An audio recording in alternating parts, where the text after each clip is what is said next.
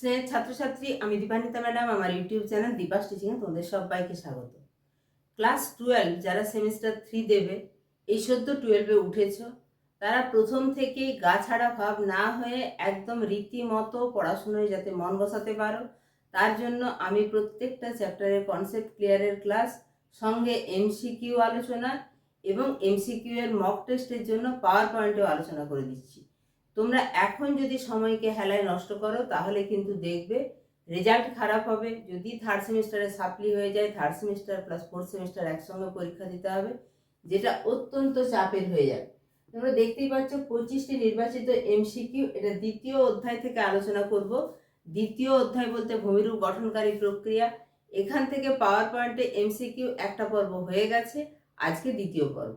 তো দ্বিতীয় পর্বের আলোচনা শুরু করার আগে বলবো, শুধুমাত্র এই রকম কনসেপ্ট ক্লিয়ারের ক্লাস বা নোট সাজেশন নয়, যে কোনো প্রকার এডুকেশনাল ইনফরমেশন যেটা বোর্ড থেকে আসুক বা কাউন্সিলের থেকে আসুক, সেটা এই চ্যানেলের মারফত দেওয়া হয়ে থাকে। তাই অবশ্যই চ্যানেলটা সাবস্ক্রাইব করে রাখবে। এই গুরুত্বপূর্ণ ভিডিওটা অবশ্যই বন্ধুদের মাঝে শেয়ার করে দেবে এবং একটা লাইক করে দেবে। তো চলো শুরু করা যাক প্রথম প্রশ্ন। আগের পর্বে প্রত্যেকটি পেজে 4টি করে, অর্থাৎ 24টি, 424টি কোশ্চেন ছিল। আজকে 25তম থেকে শুরু হচ্ছে। পৃথিবীর গভীরতম কার্স্ট কোনটি? গভীরতম সেটা হচ্ছে ক্রুবেরা। 26-এ কোন ভূমিরূপটি কার্স্ট অঞ্চলে দেখা যায় না?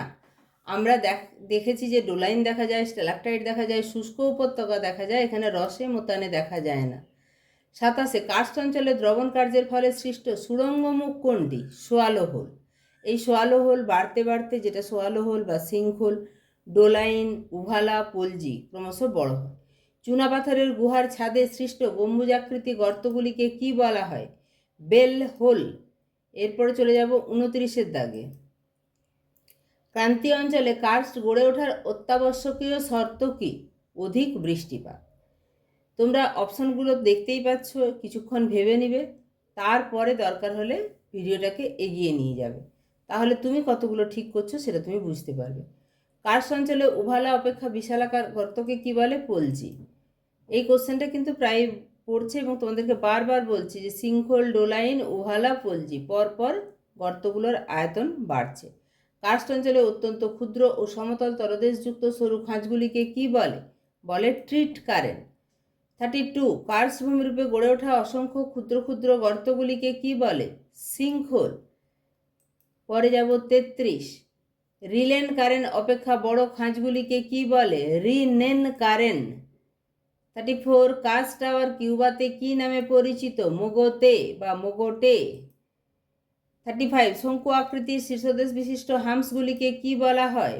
বলা হয় কেজেল কাস্ট। 36 ককপিট কান্ট্রি কোথায় অবস্থিত? উত্তর জামাইকায়। 37 সোয়ালো হোল কোন সুড়ঙ্গের দ্বারা ভূগর্ভের সাথে যুক্ত থাকে? পোনরের সাথে।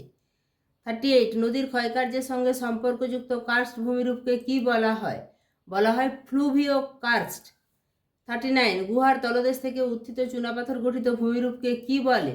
যখনই মাটির থেকে যাচ্ছে তখন স্ট্যালাগমাইট। 40 ধীর প্রবাহের পুঞ্জিত ক্ষয় হলো বিসর্পণ। তোমরা আমার চ্যানেলে গেলে এই যে ধীর প্রবাহ, দ্রুতগতি প্রবাহ, এর প্রত্যেকটা ভাগ খুব সুন্দর করে ছবি সহ ডিটেলস বোঝানো আছে, অবশ্যই চ্যানেলে গিয়ে দেখে আসবে। 41 থোকা আঙুরের আকৃতি বিশিষ্ট ভূমিরূপটিকে বলে গ্লোবিউলাইট। স্ট্যালাকটাইট ও স্ট্যালাগমাইট যুক্ত হয়ে কি গঠিত হয়? গঠিত হয় স্তম্ভ। 43 বিখ্যাত কার্স্ট অঞ্চল চকলেট হিল কোন দেশে অবস্থিত? ফিলিপাইন্সে অবস্থিত। 44 কার্স্ট গুহার ছাদ থেকে জল চুইয়ে সৃষ্ট ভূমিরূপকে ডেভিস কি বলেন? বলেন ড্রিপ স্টোন। 45 ছোট আয়তনের উভালাকে কি বলা হয়? জামা। পোনর ফ্রান্সে কি নামে পরিচিত? পোনর ফ্রান্সে অ্যাভেন নামে পরিচিত। 47 কাস্ট টাওয়ার তীক্ষ্ণ আকার হলে তাকে কি বলা হয়? পিনাকেল। চুনাপাথরের গুহা অনেক বড় হলে তাকে কি বলা হয়? তাকে বলা হয় ক্যাভারান। 49 চুনাপাথর ছাড়াও কোন শিলাস্তরের মধ্যে কার্স্ট ভূমিরূপ গড়ে ওঠে? ডলোমাইট ও জিপসাম। 50 চুনাপাথর ও বৃষ্টির জল দ্বারা সৃষ্ট কার্বনিক অ্যাসিডের রাসায়নিক বিক্রিয়াকে কি বলে? বলে অঙ্গার যোজন। তাহলে এই ছিল 50টি 50-এর দাগ পর্যন্ত, 25 থেকে 50-এর দাগ পর্যন্ত অতি গুরুত্বপূর্ণ 25টি এমসিকিউ। এর আগের ক্লাসেও 25টি এমসিকিউ করে দেওয়া আছে এইভাবেই পাওয়ার পয়েন্টে। অবশ্যই চ্যানেলে গিয়ে দেখে আসবে। ঠিক আছে, এখানেই শেষ করছি। চ্যানেলে নতুন হলে আবারও বলবো চ্যানেলটা সাবস্ক্রাইব করে রাখবে।